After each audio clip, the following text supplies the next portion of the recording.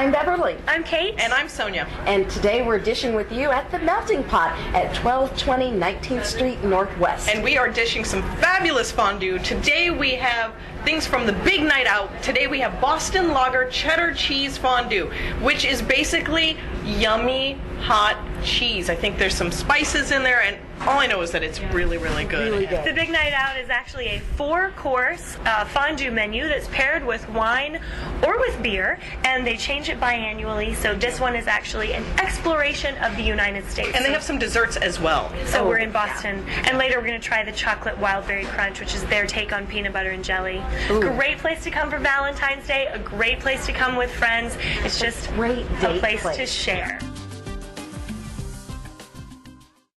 And today we're dishing with author J.J. Smith. Her book is Lose Weight Without Dieting or Working Out. And that is what everybody wants, especially now around the time when everybody's making resolutions. Yeah, I'm going to lose that 20 pounds. I'm going to lose it. I make it every year. It never happens. So, what's in here that we all need to follow? Well, basically, the book is it's based on what's called it's a DIM system. It's called Detox, Eat, and Move. And what it is, it's not a diet, it's a lifestyle. It's a way of eating that really ensures that you will lose weight and you'll stay slim permanently. And the Detox, Eat, and Move, it's really you detoxify, cleanse the body, and really get rid of some of the toxic waste that really causes weight gain. And then what that does is also transition you to more healthier eating habits. So that on those special occasions you can still come and have. Absolutely. I live by the 80-20 rule. I'm going to eat healthy, clean, organic foods 80% of the time, and I have to leave 20% for that Big Mac. For happiness. It's just necessary. Cheese. Yeah. I mean, I like pizza. I just think it's unrealistic to think that you can eat healthy 100% of the time. For me. But, you know, I tend to get my snacks in about 20% of the time. Is that the biggest problem, is people think, oh my gosh, I've got to really deprive myself if I want to lose weight and work out really hard all the time, and I can never have something I really enjoy? Yeah, I think so. The traditional advice of eat less and exercise more is generally not working. 95% of the people who gain weight on a diet gain it back within 3 to 5 years. So that approach generally doesn't work. Mainly, if you think about, you said starving yourself. Whenever you starve yourself, the brain thinks it's in a deprived state, so it actually holds on to fat longer, because what's happening is it thinks that no more food is coming, and so it actually makes it harder to lose weight because it holds on to your fat stores longer. So that's not an ideal way either. It's just to cut back or reduce calories. Now you strike me, and especially on the cover of this book, you look hot, very hot. So are you somebody who's always been very healthy and very trim, or is this like a discovery? Absolutely not. This all started in my 20s. I could eat fast food every day, probably 5-6 times a week, and never gain any weight. Right. But then when I got in my 30s, it took a turn for the worse. It's like the Sonya story. There it is. It's the best story. Yeah. And then, I got probably up 40 pounds, 4 dress size, and then I decided I was going to do something about it. And in my attempt to really figure out, I tried South Beats and various diets. And then what happens is you can lose weight on many diets, but the weight comes back. And who wants to be on a diet all the time? Right. And so I had to figure out a way that I really had to understand what was causing the weight gain. And a lot of times it has nothing to do with how much food, it's the type of food. It is hormonal imbalances. For me, it's sluggish metabolism, excess toxins in the body. So I try to address those hidden reasons why we gain weight, and that makes my body burn fat more effortlessly. So there were 2 times in my life I had rapid weight gain, and in neither time did traditional dieting or exercise work for me. And so that's how I came upon this new approach that actually makes it easier to stay slim. Well, when you look at the cover of your book and you see how diet foods might make you fat, you think, well, I really need to know about that, because diet foods, I've been eating diet foods, right? Or I've been starving myself, or I've been trying whatever. What particular diet foods are bad for Sure, me? that's a great question. The one thing, let me first say this about diet foods. They may say sugar-free, low-fat, low-calorie. Many of them are shockingly high in calories or sugar, and you have to be very careful. So you have to kind of get in the habit of really looking at what's on the label, the sugar and the fats and the things. Like, as an example, take sugar-free cookies. And this is a especially tricky one. If you eat sugar-free cookies, it'll lull you into thinking that you're eating a diet, and you'll nibble and nibble. You think you're doing something good or contributing to weight loss.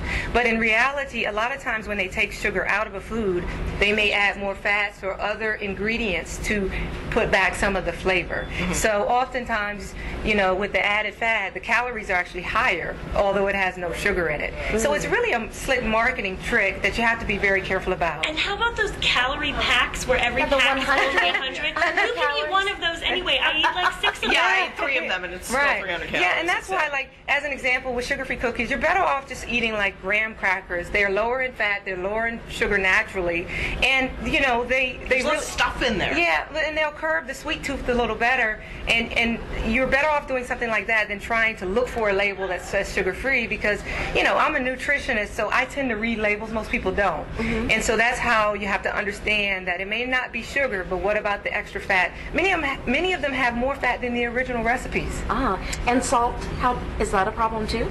Salt is very tricky for women. I'll be 43 soon. Salt is very tricky because it actually makes the body puffy, bloated, and it causes water retention. So salt is generally bad because even if you did lose weight, it still makes you look puffier than you actually are. And so salt is very tricky. I think one of the diet foods that I talk about in there that's particularly interesting is, you mentioned it, those little fruit, I guess it's kind of like a fruit pack. It'll say made with real fruit or made with fruit juices, and it'll be some kind of fruit snack. It has so much added sugar. It's the trace of fruit in it is so small. There's no nutritional value to it. It looks like the shape of fruit. It actually looks like fruit. Yeah, but that's it. It's in the color of fruit. But it even tastes like fruit. It even tastes like fruit. But it has so many artificial ingredients. You're just better off eating real fruit.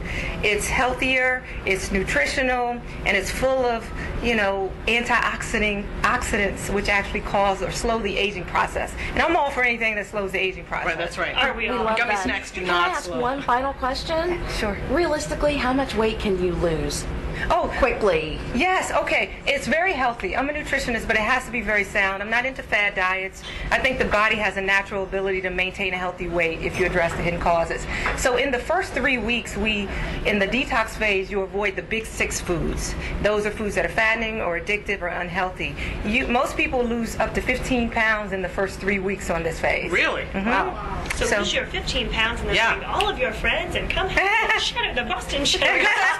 That's the 80-20 again, right? You detox, and then you can still splurge because it is part of having a You have life. to. Right, and when you try to cut back, you have these cravings, you fail on a Salt. diet. I've been dying for salt today. Yeah. So you have to be Get able salt lick or unless you find something else. No, create like a discipline where okay, I'm going to binge out on salty popcorn on Saturdays, but I'm not going to do it during the week. Okay. Just try to create a balance. But if you try to deprive yourself from salt 100% of the time, you're going to fail. You're going to feel bad. Don't do it. Are the rims of these covered in salt? I think there's sugar, actually. JJ, thank you so much for sharing your surprising secrets, actually, for how to lose weight and keep it off in 2012. We've learned a lot. We're going to have to read that book and find out how to slim down even more. Absolutely. Thanks so much for being with us. Thank you very much. I And as appreciate always, it. thank you for being with us. You can follow us on Twitter at The District Dish or be our fan on Facebook. Tell us who you think we should be dishing with here next. See you next time.